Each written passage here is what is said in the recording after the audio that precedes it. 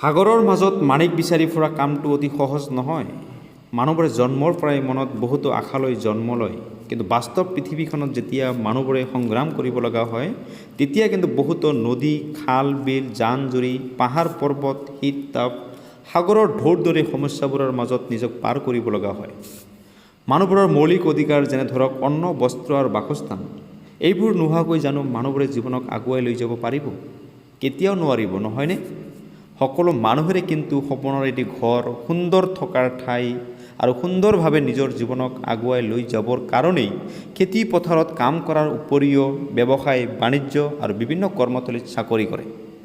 আজিকালি সমাজত ধৰ্মপ্ৰাণ ব্যক্তিৰ সংখ্যা দিনক দিনে বৃদ্ধি হৈছে যদিও মানুহবোৰৰ মাজত ধৰ্মৰ সংঘাতৰ পৰিমাণো সেই অনুপাতে বৃদ্ধি পাব ধৰিছে। বাটে ঘাটে, গাঁৱে ভূঞে, চহৰে নগৰে মঠ মন্দিৰ, মছজিদ, মাদ্ৰাছা, গীৰ্জা এইবোৰৰ সংখ্যাও বাঢ়িব ধৰিছে। এক শ্ৰেণীৰ মানুহে আকৌ ধৰ্মৰ নামত ব্যৱসায় আৰু কোটি কোটি টকা ইনকামৰ বাবে ধৰ্মক মেচিন হিচাপে ব্যৱহাৰ কৰিছে।